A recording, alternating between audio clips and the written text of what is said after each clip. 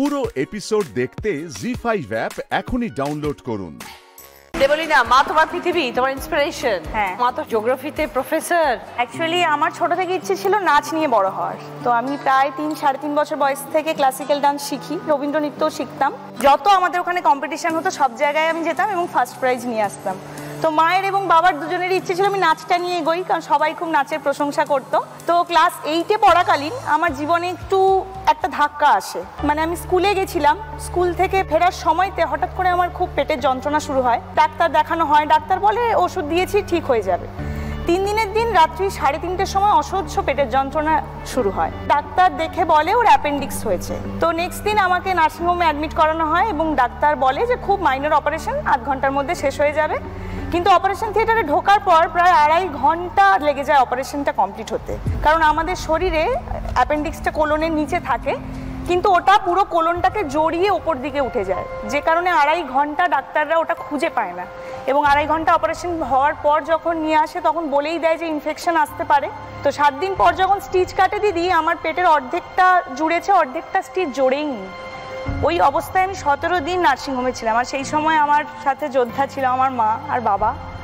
মানে 17 দিন মা নার্সিংহোমের নিচে বিছানা করে শুয়েছে। এবং তারপর ভেলোর, হায়দ্রাবাদ, কলকাতা নামি দামি সমস্ত নার্সিংহোম হসপিটাল ঘোরার পর ডাক্তার বলে যে এটাকে নিয়েই ও জীবনে চলুক, লেট ইট বি। এটাকে নিয়ে ও যদি পড়াশুনো বা নাচটা থেকে দূরে চলে যায় তাহলে তো জীবনটা চলবে না। তো মা সেই সময় আমার খুব মেন্টাল সাপোর্ট ছিল, কারণ আমি সেই সময় পড়াশুনো এবং নাচ দুটো থেকেই দূরে চলে গেছিলাম। মা তখন আমাকে টোটালি সেই জায়গাটা থেকে রিকভার করে এবং জীবনে যে নাচ ছাড়াও অন্য দিক দিয়েও সাকসেস হওয়া যায় সেই রাস্তাটা একমাত্র আমার এই মাই আমাকে দেখিয়েছিল, যে তুমি পড়াশুনোটা নিয়ে এগো। তো তারপর মাধ্যমিক, উচ্চ মাধ্যমিক এবং তারপর আমি ইঞ্জিনিয়ারিংয়ে যাই, পড়াশুনো করি। ইঞ্জিনিয়ারিং করার পর একটা অপরচুনিটি আসে আমার কাছে এই সমবায় দপ্তরের কোঅপারেটিভ সেক্টরে জয়েন করার, ব্যাংকে। তো সেটাই জয়েন করেছি এবং লাস্ট 4 বছর ধরে সাকসেসফুলি আমি অ্যাজ অ্যান অ্যাসিস্ট্যান্ট ম্যানেজার রয়েছি।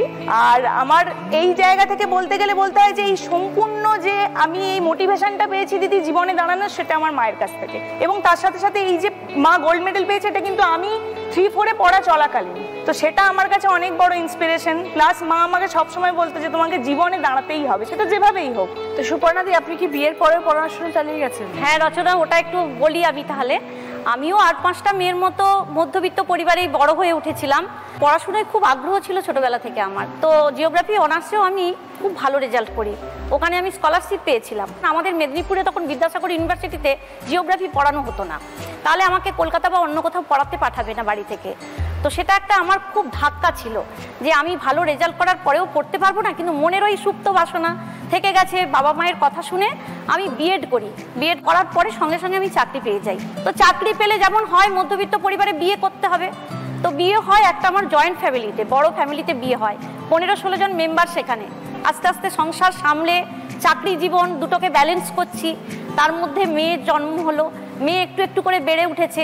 ওর যখন মাত্র 3-তে পড়েও, সেই তখন আমার একটা সুযোগ আসে, আমি ওপেন ইউনিভার্সিটি থেকে এমএসসি করব। নিজের এত লেখাপড়া, সংসার সামলে ওঠা, মেয়ের পড়াশুনো করানো, চাকরি জীবন, খাতা দেখা, স্কুলের পড়ানো, সব নিয়েই কিন্তু আমি ব্যালেন্স করে চলেছি আর কি। তার মধ্যে দেখা গেল যে ওই এমএসসি পড়তে পড়তে আমি গোল্ড মেডেল পেয়েছি, ফার্স্ট ক্লাস ফার্স্ট হলাম। জি5 ডাউনলোড করুন আর সব এপিসোড দেখুন একদম ফ্রি।